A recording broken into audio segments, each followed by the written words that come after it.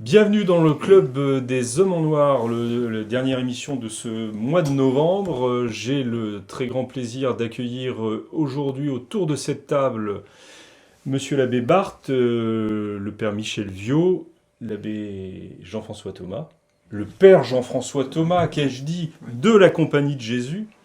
Merci de votre correction souriante. Et notre laïc de l'étape, Jean-Pierre Maugendre, je ne sais plus, président de Renaissance catholique, délégué général. Délégué général, même. Voilà, Voilà. oui, ça varie, C'est les plus simple. titres, les titres varient.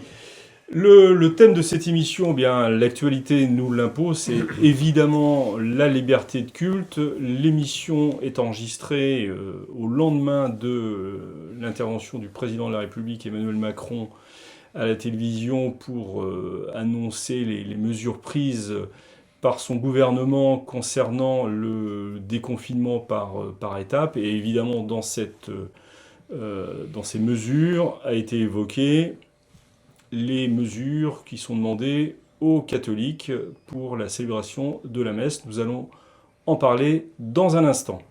J'interromps juste un instant cette émission pour vous rappeler que le Club des Hommes en Noir est produit par les éditions de l'Homme Nouveau, qui vous propose également chaque quinzaine un magazine qui produisent également des hors-séries ainsi que des livres. Et si vous voulez découvrir nos autres produits, eh bien, nous vous proposons de vous connecter sur notre site internet et plus particulièrement sur notre boutique. Si vous voulez découvrir le magazine L'Homme Nouveau, n'hésitez pas à demander plusieurs exemplaires gratuits pour faire connaissance et encore mieux pour vous abonner. Et enfin, vous imaginez bien que le Club des Hommes en Noir nécessite de l'argent pour non seulement se développer, mais aussi pour exister. Il engendre un certain nombre de coûts, un coût matériel avec toutes les caméras que nous avons à notre disposition, et puis tous les autres éléments du matériel, un coût humain avec un salaire qui est adjoint. Donc, si vous voulez vraiment, si vous appréciez vraiment le Club des Hommes en Noir, et que vous souhaitez qu'il continue l'année prochaine en 2021, que nous puissions nous retrouver en 2021, eh bien surtout faites un don pour que nous puissions continuer. Nous vous affichons aussi le lien pour des dons défiscalisés. N'hésitez pas, nous avons absolument besoin de votre aide pour continuer et pour avoir le plaisir de vous retrouver en 2021. La tâche, la mission, la vocation des éditions de l'Homme Nouveau, c'est de décrypter et de comprendre, de donner des éléments de compréhension de l'actualité, de ce qui se passe et dans l'Église, et dans notre pays, et même plus largement dans le monde. C'est la mission qui recouvre à peu près tout ce que nous produisons, aussi bien le Club des Hommes en Noir, avec cette parole libre que vous pouvez entendre, que sous un autre mode, ce que nous produisons dans nos magazines, nos hors-séries et nos livres. Merci beaucoup. Alors messieurs, la liberté de culte, c'est depuis plusieurs semaines, depuis le début de ce deuxième confinement, confinement qui donc normalement est là pour lutter contre un virus. Alors on ne va pas rentrer dans la question de la réalité de cette épidémie, voire de cette pandémie, mais toujours est-il que depuis le début, les messes ont été suspendues par décision de l'État qui se définit lui-même républicain et laïque. Laïque et républicain. Laïque et républicain. Je vous laisse intervenir dans une seconde, monsieur l'abbé. Toujours est-il que le président de la République a annoncé mardi que les messes pouvaient de nouveau être célébrées dans les églises en France, mais dans la limite de 30 personnes, de 30 fidèles. Hein. Je rappelle que nous enregistrons cette émission le mercredi, au lendemain de cette intervention. Voilà, Père Viau, quelle est votre réaction ? On sait que vous êtes intervenu sur les places publiques sur ce sujet. Alors, quelle est votre réaction à chaud, si je puis dire, face à cette annonce ? D'abord, je dois dire que j'ai très mal vécu le nouveau confinement pour les messes et l'interdiction des messes, compte tenu du fait qu'il n'y ait aucun cluster déclaré dans les églises catholiques et compte tenu des précautions sanitaires qui avaient été prises, je l'ai vu, il se trouve que j'ai fait 2 paroisses, j'ai changé de paroisse entre-temps, et je peux vous garantir que les conditions sanitaires étaient respectées. Et que nous avions, en fait, le calcul était d'un fidèle pour 4 mètres carrés. Voilà. Et donc, ça tenait compte, si vous voulez, de la superficie du sanctuaire, ce qui est une position intelligente. Parce qu'évidemment, 30 personnes à la chapelle de la gare de Lyon et 30 personnes à Saint-Sulpice, c'est pas tout à fait la même chose. Et c'est pour ça que j'ai été vraiment consterné d'entendre... Autant j'étais heureux de dire d'entendre que le président de la République nous permettait de commencer au premier dimanche de l'Avent, parce qu'il avait été question d'autre chose, hein, c'était plus tard. Bon, nous avons demandé, c'était le sens de mon intervention devant Saint-Sulpice, et des jeunes qui en ont organisé d'ailleurs un peu dans toute la France, de demander le retour des messes pour le premier dimanche de l'Avent. Voyons, c'est raisonnable. Bon, alors sur ce point-là, j'étais content, mais consterné d'entendre qu'il y avait 30 personnes seulement de permises. Parce que ça montre tout de même une méconnaissance du catholicisme, et puis aussi quand même un certain mépris. Alors, je ne sais pas quelle personne il a pu rencontrer, mais en tout cas, traiter les gens comme cela, surtout après le discours des Bernardins, où il prétendait réparer le lien abîmé entre l'Église de France et la République, faire une déclaration pareille pour le temps de Noël, c'est une véritable provocation. Oui, monsieur l'abbé, vous êtes très gentil de dire que de la part de la République, c'est une méconnaissance du catholicisme. Je crois au contraire que la République connaît très bien le catholicisme, puisque dès l'origine, elle a voulu abattre le catholicisme. C'est bien. Voilà, mais il est bon de le rappeler. Il est bon de le rappeler pour peut-être des auditeurs ou des spectateurs qui comprendraient mal de telles paroles.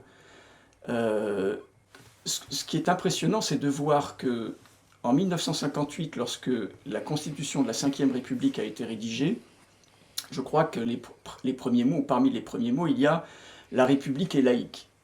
Or, à l'époque, mis à part l'Union soviétique, peut-être encore quelques autres pays, il y avait encore dans beaucoup de constitutions de systèmes républicains, au moins la mention du nom de Dieu. Donc ça en dit long sur la nature même de la République française, dès son origine, qui a bien reconnu comme l'ennemi principal l'Église catholique. C'était l'ennemi à abattre. Dont on nous dit pourtant que le président de la République, celui qui a inauguré cette 5e République, si je puis dire, je parlais de Charles de Gaulle, on nous le présente comme un catholique fervent. C'est possible. Alors, mais là, j'aurais quelque chose à dire. Oui, c'est possible. Oui, bien sûr, mais vous êtes là pour ça. Oui, c'est possible, mais la République, en effet, fait toujours la distinction entre ce qui est public et ce qui relève de la vie privée. Donc, voilà, le culte religieux devrait être uniquement concentré dans une sphère totalement fermée.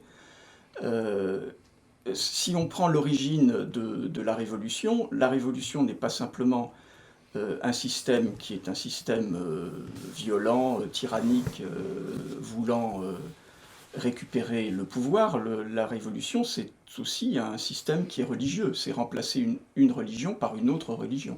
Vous voulez dire remplacer la religion catholique par une religion... vous la définissez comment, cette religion ? Par la religion des droits de l'homme, par... voilà. Donc aujourd'hui, on récolte un peu les fruits de ces 200 ans qui n'ont fait que rajouter aux persécutions, des limitations, des lois qui allaient contre les droits de l'Église. On en récolte les fruits. Et il est tout à fait normal, je trouve, que la République joue son rôle. Donc vous n'êtes pas étonné ni par l'interdiction de célébrer les messes qui a eu lieu pendant les confinements, non. Ni même cette réduction à à 30 personnes, 30 fidèles, je vous donne la parole, Jean-Pierre Maujean. Non. À 30 personnes, pour vous, c'est une logique c'est un mécanisme logique qui se déroule. Je pense que la République est fidèle à sa vocation. Oui, mais attendez, il y a quand même quelque chose sur le général de Gaulle qu'il faudrait dire. Alors, je vous donne la parole dans un instant, mais je fais le tour quand même de tous nos invités. Si on revient sur, parce que vous avez beaucoup parlé de la messe, dans le discours du président Macron, il est question des offices qui sont limités à 30 personnes. Et donc, dans leur esprit, je pense que c'est une mesure d'une particulière largesse, dans la mesure où auparavant, la limitation c'était à 6 pour les mariages et à 30 pour les enterrements. Maintenant, ils disent c'est à 30 pour tout le monde. Moi, ce qui m'a frappé, c'est deux choses dans ce discours. C'est le mépris complet qui est adressé vis-à-vis de toutes les communautés religieuses. C'est-à-dire que cette affaire des offices, donc strictement limitée à 30 personnes, c'est une phrase lapidaire. Le discours dure 26 minutes. Oui, les questions religieuses, elles concernent 15 secondes.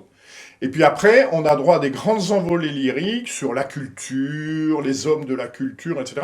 Donc voilà, moi ça c'est le premier fait qui me frappe. Manifestant, alors je crois que pour un certain nombre, il y a beaucoup plus de méconnaissance totale du fait religieux, d'incompréhension totale du fait religieux, qu'une hostilité, je dirais, dogmatique. Elle est le cas chez certains, je ne crois pas que ce soit le cas du président Macron. Il y a une inaptitude à comprendre le fait religieux. Et je pensais à ça ce matin. Léon Bloy a une phrase forte, il dit « Quand je veux connaître les nouvelles, je relis Saint Paul ». Et en relisant Saint Paul, il y a quelque chose qui frappe. Leur Dieu, c'est leur ventre. Voilà. Eh bien, je crois aujourd'hui, nous sommes dirigés par une classe politique, que ce soit la droite caviar ou la gauche saumon ou la verte, comme vous voulez. Leur Dieu, c'est leur ventre. C'est-à-dire qu'ils n'ont, sauf cas particulier de certaines personnes, etc., que des préoccupations matérielles, et ils ne raisonnent qu'au travers de ce prisme. Donc, si je comprends bien ce que vous venez de dire, c'est manque de culture religieuse et matérialisme ambiant qui fait que on ne saisit pas... Voilà, qui fait que c'est sans importance. Avec un autre élément, me semble-t-il, ça doit être complété. La vie politique, ce sont des rapports de force. La vie politique, ce sont des rapports de force. On est au cœur de la modernité politique, là, pour le coup. Et l'Église de France, aujourd'hui, en termes de rapport de force, c'est pas grand-chose. Parce que c'est pas grand-chose en termes d'effectifs mobilisables, et puis surtout en termes de volonté. C'est-à-dire que le pouvoir politique, je pense, a profondément la conviction que de toute façon les évêques, pour reprendre l'expression de Monseigneur Aupetit il y a quelques mois, ils aboient peut-être, mais de toute façon ils ne mordront jamais. Donc on peut les piétiner, ça dérangera personne. Monsieur l'abbé, pour finir sur cette introduction... Deux choses donc, qui vont dans ce sens. Le fait que la République, en effet, s'adresse à une religion... la République n'est pas religieuse, elle est laïque, en effet, de l'origine, et elle considère le fait religieux en fonction, on va dire, oui, en effet, du poids du nombre de la... à l'origine, donc, sous le premier consul et sous Napoléon, le catholicisme était la religion de la majorité des Français. Aujourd'hui, il est la religion de 1,8 des Français, des pratiquants, non, et même certainement à ce jour, moins encore, puisque cette épidémie a fait fondre de 30%, 30% parmi ceux qui... Donc c'est plus rien. Et comme vous dites, côté évêque, en effet, ils ne disent rien, ils sont extrêmement faibles, ils ont une longue habitude de cette soumission qui date de la fin du XIXe siècle, du ralliement. Et par ailleurs, en ce sens-là, ils sont... on voit bien dans les déclarations qu'ils font, elles sont quelques-unes dans ce nouveau confinement sont un peu meilleures. Je pense à celle de Montserrat, très un peu plus combative, un peu plus combative, voilà. Et moins ralliée. On va pas nous certains en tout cas ne vont pas nous dire, comme ils le faisaient dans le précédent, que l'État légitime, etc. Bon, n'empêche qu'on n'entend jamais, on parle de liberté. Au mieux, ils vont s'appuyer sur la liberté religieuse ou la liberté la liberté de la loi des lois de séparation, en rentrant dans le système de la République. Vous voyez, l'horizon indépassable pour ces évêques, c'est soit le concile, soit la laïcité. Ce qui est quand même une chose terrible. Jamais on entend un évêque parler au nom de la liberté de l'Église. Et de faire ce... Donc, même si on ne peut pas arriver à faire quelque chose, au moins rappeler les principes.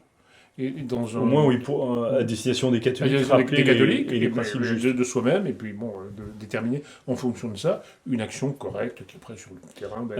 Je vois le père Viau qui boue un petit peu. Vous vouliez intervenir sur Charles de Gaulle et puis peut-être sur la suite. Père Viau qui est royaliste, on le sait, qui a écrit. Oui. Alors, bon, vous savez bien que je ne porte pas la République dans mon cœur, surtout la Première République, et qu'elle était beaucoup plus contre Dieu que contre le roi. Et que si le roi l'avait suivi dans la constitution civile du clergé jusqu'au bout, elle l'aurait laissé sur son trône. Donc la République en voulait à Dieu. Voilà. Et là, elle l'a prouvé parce qu'elle a créé une église schismatique. Et ensuite, comme ça ne lui suffisait pas, elle a créé des cultes révolutionnaires, dont le culte de l'être suprême. C'est la religion du vicaire savoyard de Jean-Jacques Rousseau. C'est pas notre religion, c'est clair. Bon, alors, mais on pensait tout de même qu'un certain nombre de chefs d'État... je pense même le pire pour nous, celui qui a fait la séparation, Émile Combes, connaissait bien le catholicisme et il a quand même mis, pour cause, mais il a quand même mis un certain nombre de formes. Voilà. Là, c'est complètement absurde. Puis il y avait des évêques en face, effectivement, d'Émile Combes, qui se gênaient pas pour parler, notamment aussi à la Chambre. Ça a duré quand même 9 mois. Mais j'en reviens alors au Charles de Gaulle, parce qu'il se trouve que j'ai bien connu Jean Foyer, et que vous savez que le père, enfin la Constitution, c'est Michel Debré, mais Jean Foyer aussi a donné, en tant que juriste, son avis. Ils étaient deux pères. Bon, oui, mais Jean Foyer est un catholique que vous ne contesterez pas, hein, parce qu'il a fait beaucoup de bien, il a même sauvé des vies humaines en tant que ministre de la Justice. Et moi, j'ai eu le grand honneur de le connaître. Il m'a fait inviter au cercle des juristes catholiques, alors que j'étais encore pasteur luthérien, pour parler de points de théologie. Ah, mon père Charles, alors, Charles je viens. de Gaulle, oui. Eh bien oui, parce que je peux vous dire que Charles de Gaulle aurait voulu apporter des modifications à la loi de 1905. Et qu'il s'est tourné vers les évêques, mais il a trouvé porte close. Parce qu'il y avait deux raisons. La première raison, c'est ce que je vous dis là, ça n'a jamais été écrit, je crois. Mais moi, je peux vous le dire, parce que maintenant, je m'en fiche, je suis tellement écœuré par la lâcheté d'un certain nombre de gens et par certains silences que j'en ai assez. Hein. Alors, il avait dit, il y a deux problèmes. Le problème, c'est qu'il y avait un certain nombre d'évêques qui ne lui pardonnaient pas son attitude à la libération. Vous l'avez demandé, la démission. Oui, mais attendez, une soixantaine, c'est quand même beaucoup. Bon, finalement... Ça s'est fini à 6, exactement. Finalement, quand il est parti... Non, mais c'est Vincent Auriol qui a réglé ça avec Roncalli. Avec le nonce Roncalli, il y en a 3 ou 4 qui ont donné leur démission. Voilà. Et puis ça s'est arrêté. Bon, alors, mais ça, c'était quand même quelque chose qui reste. Et puis, vous aviez aussi les problèmes... Parce que dans le catholicisme, on faisait de la politique à l'époque, vous comprenez, et il ne faisait pas bon être gaulliste. Combien de fois j'ai vu des gens... Pétainiste non plus, à vrai dire, à cette époque. Peut-être, ça je connais moins ce milieu, mais je connais bien le milieu en gaulliste. 45 Ah non, mais je parle de 50. On est en 58. 58. Ah, vous êtes passé à 50. Mais je reste à... Alors vous dites que les évêques se sont opposés à une modification ? Ils n'ont pas voulu parler avec De Gaulle. Ils préféraient lutter contre De Gaulle, contre son pouvoir personnel, parce qu'ils étaient déjà à gauche. Ils étaient déjà à gauche en 58, vous comprenez ? Et puis ensuite, ils seront même pour l'Algérie française. Il y aura des porteurs de valises du FLN, pas contre l'Algérie française. Enfin, contre l'Algérie française, oui, pour l'Algérie algérienne, je veux dire, excusez-moi. Je suis un peu fatigué parce qu'on dit tellement de messes en ce moment pour subvenir aux besoins des fidèles qu'on est fatigué. Ah, vous dites hein. Ben oui, je dis des messes. Que vous les jours Allez, finissez, mon père, oui, s'il vous plaît. Non, mais c'est pour dire que De Gaulle aurait voulu modifier et qu'il a trouvé porte close, il n'a pas pu discuter. C'est un peu comme l'histoire de l'avortement en 1974. Si un évêque était intervenu et nous n'avait pas envoyé à cette commission dans laquelle j'étais des gens comme Simon, le père Simon, comme moraliste, il n'y aurait pas eu la loi, vous comprenez. Alors, voilà des questions qu'il faut mettre sur la table. La question du du courage de l'Église de s'opposer à l'État quand il outrepasse ses droits. Et quand il... Ben, on est au cœur de notre sujet, là. On est au cœur de notre sujet. Je dis qu'en 58, il y avait une possibilité qui a été loupée, et en 74, on aurait pu s'opposer à la loi sur l'avortement. Et on ne l'a pas fait par lâcheté. Et auparavant, il y a eu la loi de Neuwirth, avec l'interrogation faite à la secrétaire En d'État. 67. On a trompé de 67, Gaulle comme hein, on allait tromper. Vous avez lu le livre de Monseigneur Chuyans sur le terrorisme à visage humain? On a trompé de Gaulle. Mon père. Comme, on a trompé de Gaulle comme on a voulu tromper Paul VI pour qu'il ne signe, Oui. pour qu'il signe Alors, pas une main on d'éviter. Oui, non, mais je Vous voulez connais bien la peut-être- question. Vous voulez peut-être répondre, non? Je sais qui était ministre de la Santé à l'époque de ça. Alors, Sur De Gaulle, non, je ne vais pas répondre, parce non, que mais ce moi serait, je vous le dis. ce serait un débat Non, mais sur la Constitution. en soi. Oui, mais Ah, oui. comme il a été soulevé, et notamment par vous, C'est de ma faute. Oui, mea culpa, mea Non, maxima mais culpa. je dis pour, attendez, mon père. pour qu'on s'il soit vous plaît, courageux aujourd'hui. Oui, excusez-moi, mais pour défendre De Gaulle aujourd'hui, il ne faut pas être très courageux. Tout Non, le je monde est parle de gaulliste. défendre le culte. Oui, mais on va y venir. Alors, Jean-Pierre j'aimerais Legendre. reprendre un peu de recul historique et revenir sur la loi de 1905, Oui. puisqu'on en a parlé tout à l'heure, et on va fêter dans quelques jours. Enfin, on vous va allez fêter, fêter. on va pas Qui va fêter, mais ça va être l'anniversaire de son vote, puisque c'est le 9 décembre, dont je vous rappelle que c'est la journée de la laïcité, puisque la Je m'en loi fiche. a été votée le 9 décembre 1905.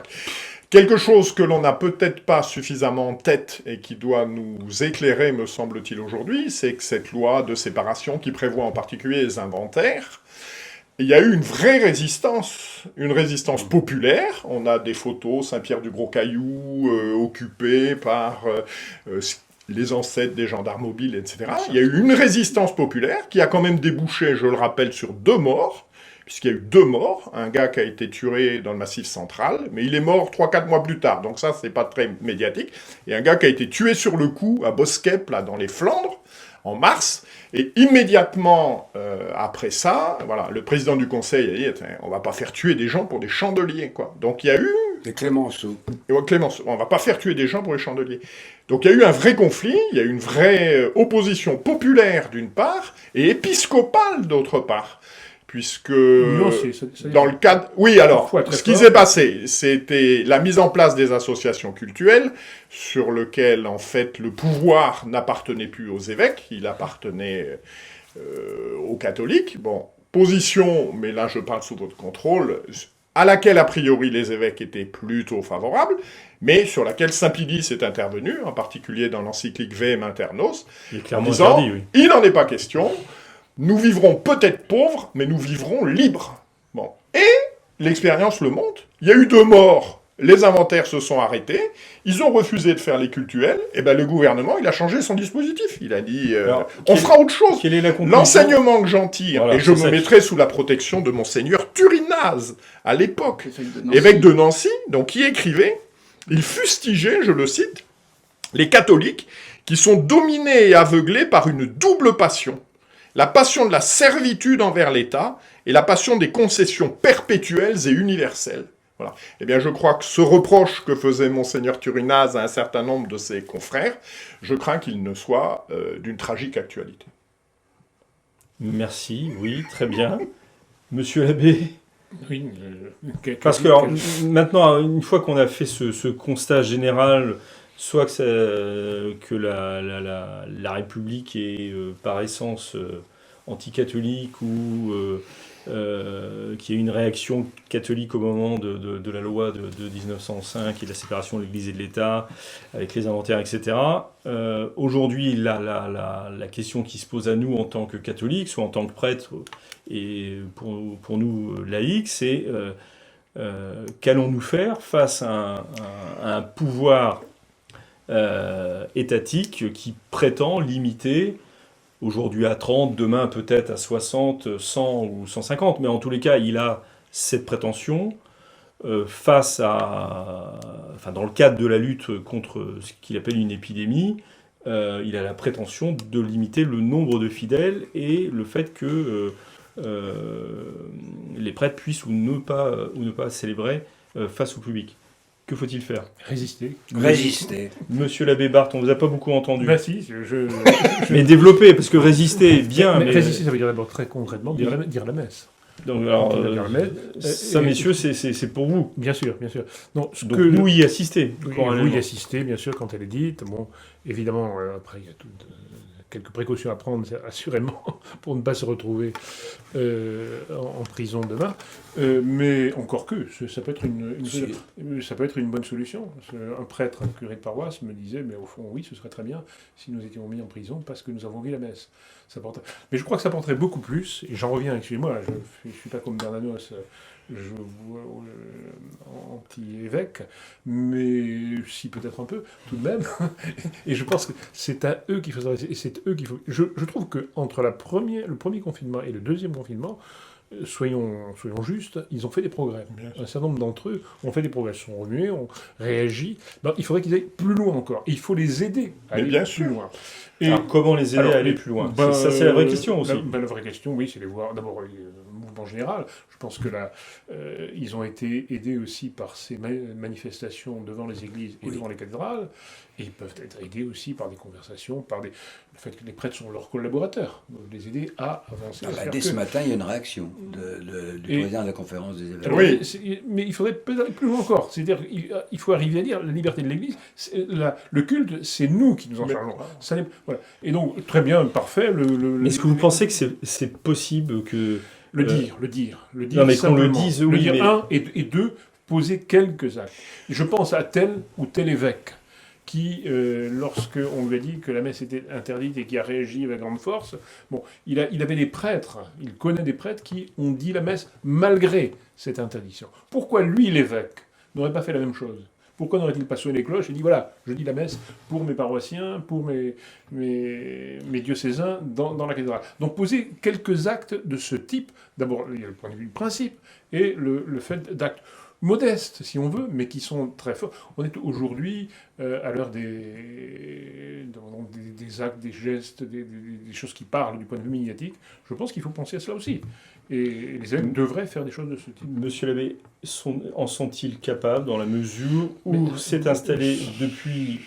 Il faut. Si- L'Église a les paroles de la vie éternelle. C'est un point qui touche à la doctrine finalement, puisque c'est ce qu'est l'Église et sa société parfaite et sa liberté. Il faut donc croire qu'ils peuvent en être capables.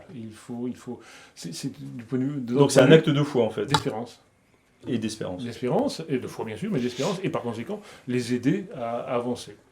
Père Thomas. Je crois qu'un des problèmes provient d'une mauvaise conception de l'obéissance civile et de l'obéissance religieuse. Obéissance civile, puisqu'on considère que tout ce qui vient de l'État doit être reçu comme pain béni, C'est ce qu'a dit Monseigneur Petit. De l'État laïque. de l'État Parce laïque. que nous aurions un Tout à prince fait. chrétien, n'est-ce Oui, pas mais ce serait on une parle chose de différente. l'État français qui est Bien laïque. sûr. Donc on n'a Oui, pas c'est besoin ça. à chaque fois de répéter que c'est Oui, un si, État si, laïque. je pense qu'il faut le Bon, répéter. d'accord. Mais si Donc c'est un État certaines laïque. mesures prises par l'État, un État chrétien, pourraient Oui, mais être ce n'est pas le concevables. cas. C'est Ce pas n'est- du tout le cas, d'accord. Ce n'est pas le cas. Voilà, donc il y a cette mauvaise conception de l'obéissance civile, et les évêques, la majorité d'entre eux, il y a toujours des exceptions, sont les premiers en effet à faire vœu d'obéissance à la République, mais il y a aussi quelque chose de pervers dans l'obéissance religieuse. Quand je dis obéissance religieuse, c'est pas simplement La celle fausse du, obéissance religieuse. c'est pas simplement celle du religieux vis-à-vis de ses supérieurs. Excusez-moi. C'est l'obéissance des fidèles vis-à-vis de la hiérarchie. Ce qui prime constamment, enfin il y a toujours plusieurs biens qui se présentent, il y a toujours un choix à faire, et il faut prendre le bien le plus haut. Et dans le cas présent, c'est le bien commun des fidèles, donc c'est le bien des fidèles qui doit primer. Donc des prêtres ont le devoir de désobéir à des ordres injustes ou injustifiés de la part de leurs évêques, à partir du moment où c'est pour le bien des fidèles. Et bon, tout de même, là, Même s'ils ont promis obéissance, comme le rappelait Monseigneur Petit, à l'évêque et à ses successeurs. bien sûr, oui. Parce que là, l'évêque outrepasse son pouvoir. C'est pas de l'obéissance d'ailleurs. Ce serait obéir à quelque chose qui est même à la limite pécamineux. Ne plus célébrer les sacrements, ne plus distribuer les sacrements aux fidèles, c'est quelque chose qui est pécamineux. Donc on n'a pas le droit d'obéir à quelque chose qui conduit au péché. Vous voulez dire que l'obéissance, c'est pas quelque chose de systématique, C'est de non, non jamais réfléchi. inconditionnel. Si je- Bien sûr. Voilà. Mais dans ce cas-là, Et on donc ne inconditionnel. désobéit pas, c'est ce qu'il faut dire. Voilà, Finissez-moi, oui. Père. Oui. Il faut plutôt Et dire ça. justement, actuellement, il y a quelque chose qui est complètement tordu, c'est que constamment est brandi tant par l'État que par la hiérarchie catholique, ce concept d'obéissance qui est vidé de sa substance, qui est devenu pervers. Donc il faut réagir contre ça, il faut résister, il faut célébrer des messes, il faut célébrer les sacrements, il ne faut pas obéir aux ordres complètement injustes et stupides, soit de l'État, soit de la hiérarchie catholique. Jean-Pierre Maugeant, vous voulez intervenir? Oui, pour dire que les vertus cardinales, c'est la force, la prudence, la justice et la tempérance. C'est pas l'obéissance. L'obéissance, elle est rattachée à la justice. C'est-à-dire que j'obéis à un ordre juste. Ceci étant, c'est une très grande vertu. Mais je dis pas que c'est pas une très grande vertu, mais elle est. Il y a un livre de Lucien Mérose là qui s'appelait, il y a 30 ans, l'obéissance dans l'Église, aveugle ou clairvoyante. L'obéissance, elle est toujours clairvoyante, pas au prisme de ses lubies, de ses envies, de ses idées, mais au prisme de la finalité de l'institution, de la finalité de l'ordre qui est donné. Mais dans sa pratique, elle est souvent aveugle, hélas. Oui, bien sûr. Voilà. Justement, vous disiez que Servio. c'était lié à la justice. Alors moi, je suis aussi tout à fait d'accord qu'il faut résister et il ne faut pas tenir compte de ce chiffre de 30. Il faut résister parce que si on tient compte de ce chiffre de 30, c'est aller contre l'intérêt spirituel des fidèles, c'est aller contre ce pourquoi nous sommes faits, nous prêtres. Maintenant, vous parliez justement de la justice. Il ne faut pas renoncer aux actions en justice. Mais bien sûr. Il faut les poursuivre. Parce que ça ne se passe pas ainsi dans d'autres pays d'Europe. Et que je vous disais tout à l'heure que nous avions accepté, que ça marchait très bien, un fidèle pour 4 mètres carrés, et que les musées vont ouvrir avec, pour 8 mètres carrés, une personne. Vous voyez, donc nous sommes encore moins bien traités que les musées. Alors, devant une cour, je vous dis, c'est imperdable. On est moins bien traité que les transports en commun. Oui. Par ailleurs, oui. Voilà, c'est imperdable. donc, Donc, il ne faut pas on ne peut pas nous ordonner cette chose-là. Je pense que d'un point de vue juridique, d'ailleurs, il va y avoir des procédures Mais qui il le vont faut. être déployées. Il le faut, c'est absolument nécessaire. Avec un autre élément, ça a été évoqué ce matin sur Twitter. Comment on va choisir les 30 ? Ça va être quoi ? Ça va être ceux qui payent le plus ? Il y a des Ça va listes, être quoi comme ça se Les passe 30 souvent. premiers inscrits Oui, pour c'est les ceux qui six donnent par au an. denier de l'église. C'est Ça, des c'est listes sûr. d'attente, voilà, on prend des listes d'attente. On célèbre dimanche, c'est vrai, 5 messes, vous comprenez, bon bah voilà, on se met sur les listes d'attente. Mais je pense que d'un point de vue juridique, je serais très surpris qu'effectivement il n'y ait pas des avancées. Et puis il y a aussi la question de fond qu'a évoqué monsieur l'abbé Barthes tout à l'heure. C'est une immixtion, je dirais, tout à fait incroyable de l'autorité politique dans le domaine spirituel qui est celui de l'Église. Laïque, j'insiste. Oui, vous avez raison. Là, on nous parle de séparation de l'Église et de l'État, de séparer le spirituel et le temporel. Il paraît que c'est ça la loi de 1905.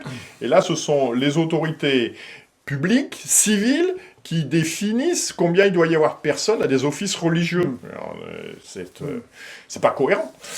Oui, Non, mais encore une fois, laïque, un prince chrétien pouvait définir ce qu'était une paroisse, intervenir. C'est un prince chrétien, il pouvait aller trop loin, l'Église allait lui rappeler. Là, on est dans un mode de On est D'autant dans un plus, droit ouais. nouveau. droit nouveau, comme disait puisqu'on Léon parle de XIII, droit, absolument. j'aimerais qu'on reste un peu sur la question du droit, parce que vous évoquez tout à l'heure le prochain 9 décembre, et il y aura un conseil des ministres qui va justement traiter des problèmes des associations de loi 1901-1905. Et cela dans un but bien précis, c'est l'organisation de l'islam en France. Bon. Je crois, d'après ce que je vois des débats, qu'on ne se rend pas compte dans l'Église catholique de la gravité de ce qui est en train de se passer. Et que parce qu'il y a déjà une question de méthode, et qui met en jeu la liberté de culte. Et on est en plein dans notre sujet. C'est qu'on ne peut pas traiter ensemble des religions qui n'étaient point reconnues et dont l'État s'est séparé en 1905, qui étaient reconnues et dont l'État s'est séparé en 1905, et une religion qui n'était pas reconnue. Parce que la loi de 1905, elle a été faite pour des religions dont on s'est séparé. Voilà. Et donc, le fait d'accepter... Excusez-moi, mais le problème, c'est que donc l'islam va bénéficier de 1905. Bien sûr, Il y aurait donc des congrégations religieuses. bien sûr. Mais il y a un autre problème, puisque vous l'évoquez, c'est que dans le projet de loi sur le dit de séparatisme, là, enfin, contre le séparatisme, il y a un article qui prévoit qu'il faut, pour être reconnu par l'État, adhérer aux valeurs et aux principes de la République.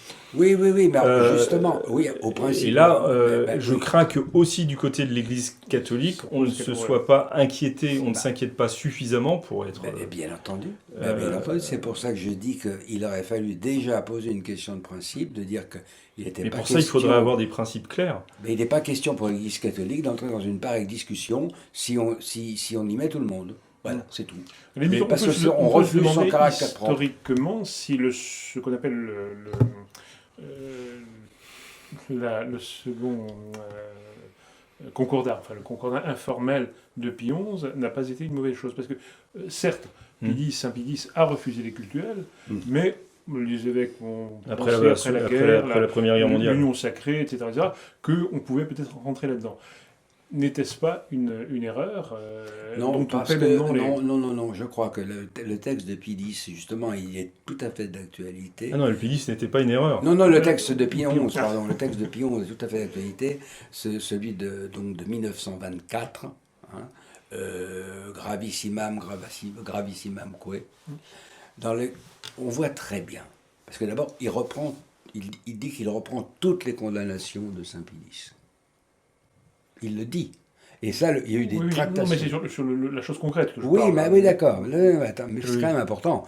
C'est quand même important. C'est devenu une méthode, mon père. Pardon, excusez-moi. Non, c'est pas à l'époque, c'était pas une... Si, c'est déjà le cas avec le ralliement, avec le texte de Léon XIII, qui rappelle la doctrine. On n'est pas d'accord sur le ralliement. Oui, mais ça, vous appelez le ralliement. C'est pas moi qui l'appelle le ralliement. Non, c'est Jules Ferry qui l'appelle le ralliement. Très concrètement, maintenant. Pourquoi c'était bien? Pourquoi était-ce bien? Parce que le pape dit très bien qu'il n'aime pas ce terme, que c'est pas lui qui a inventé ce terme de cultuel. Il prend parce qu'on ne lui a rien proposé de mieux. Donc quand on lit honnêtement le texte, on voit que c'est pas fait quelque chose qui n'est pas fait pour durer.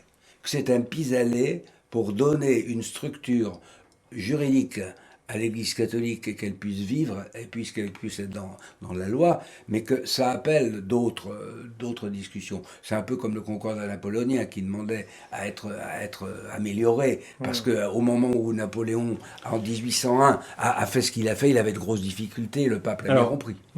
Alors, ce qu'a fait Pie XI est tout à fait normal en 1924. Qu'on soit resté là-dessus, alors là je vous suis, il aurait peut-être fallu aller un petit peu plus loin. Alors éventuellement on en rediscutera, mais parce que l'heure tourne, je voudrais qu'on termine par un autre aspect, mais qui est toujours en rapport avec la liberté de culte, la célébration de la messe, l'assistance à la messe pour les laïcs en ce temps de pandémie. Le pape François a annoncé qu'il célébrerait sa messe de Noël en privé. Il y a une note de la secrétaire d'État qui est tombée dans ce sens, et il a invité les catholiques à respecter les normes étatiques décidées dans les différents pays. Il ne se limitait évidemment pas à la France. Voilà, j'aimerais bien avoir... ce que disent les évêques vaut aussi du pape. Donc vous voulez dire au pape, résistez? Non, je veux dire, ne vous contentez pas de regarder la messe du pape à la télévision. Allez à la messe, vraiment. Ben oui, vos pieds. Le pape il fait ce qu'il veut et puis c'est tout. Mais je veux dire non, mais c'est normal. Mais nous, écoutez, nous sommes sur place. Le pape vous dit aux laïcs d'obéir. Enfin, François a dit aux laïcs d'obéir aux décisions des États. Pas des évêques, mais des États. Oui, mais ils ne connaissaient pas le discours de M. Macron sur les 30 personnes. Ah ben non. Non. Quoi qu'il en soit, je dis aux laïcs que vous êtes, n'écoutez pas. Non, mais on est bien d'accord que l'État a son mot à dire sur des questions sanitaires. Donc le pape ne va pas dire de ne pas obéir, de ne pas écouter l'État là-dessus. Seulement, il ne peut pas préjuger le pape de ce que va dire, il n'est pas voyant extra-lucide, il ne peut pas préjuger de ce que va dire M. Macron. Or, ce que M. Macron nous a dit hier est complètement aberrant. Et moi, ça me semble logique, ce qu'il a dit hier, M. Macron. Père Thomas. Oui, je pensais à une parole de Bernanos en 1917 qui écrivait à un ami et qui constatait que la société française était divisée entre violence et bêtise, déjà à l'époque. Ah oui. Et il disait en fait que voilà, nous n'avons ni place ni lieu dans une telle société, et c'est ici que Dieu nous attend. Voilà, je pense qu'on est exactement dans la même situation. Je suis d'accord. On est entouré par la folie des hommes, politiques, la folie des hommes d'église, y compris au plus haut sommet de l'église. Mais c'est quand même là que Dieu nous attend. Donc c'est à chacun de réagir, de résister, et pour les prêtres, bien évidemment, de continuer à distribuer les sacrements, parce que c'est la nourriture spirituelle, et que la vie, ce n'est pas la santé. La vie, c'est la vie de l'âme. C'est ça, la vie. Donc c'est vraiment ce vers quoi nous devons nous diriger. Et si besoin est, si l'État ne veut rien entendre, eh bien, il faudra utiliser aussi les moyens qui sont si chers à la République et à la démocratie, c'est-à-dire eh bien, une certaine escalade peut-être dans les manifestations et dans les représentations publiques. Oui, Je tout à pense fait. qu'il y a un Manifestation élément publique et historique et justice. sociologique. Et justice. Un mot pour finir, Un élément Jean-Pierre historique et Legendre. sociologique qui est peut-être sous-estimé par les autorités de l'Église, c'est que l'histoire montre que toute suspension du culte entraîne qu'un certain nombre de personnes ne participent pas au culte, et que ce pourcentage qui ne participe pas au culte, une part non négligeable, ne le reprend pas. C'est-à-dire que les gens qui pendant 2, 3, 4, 5 mois ne sont plus allés à la messe et à qui on a dit, les autorités ont dit, au final c'est pas très grave, une part non négligeable ne reviendra pas. Je lisais un article de Duclesiou là, dans Le Monde, il disait voilà, la pratique religieuse, c'est elle qui engendre les chrétiens, et à partir du moment où il n'y a plus de chrétiens, il n'y a plus de pratique, eh ben, la société se paganise encore plus. Merci beaucoup pour ce débat, pour cet échange plus exactement animé autour de la liberté de culte. Un mot juste pour terminer, c'est celui de l'abbé Barthes tout à l'heure, du Père Viau, enfin de vous tous en fait. Résistons pour défendre la messe, et allons donc, pour nous laïcs, à la messe. En attendant, que Dieu vous garde, et à la semaine prochaine.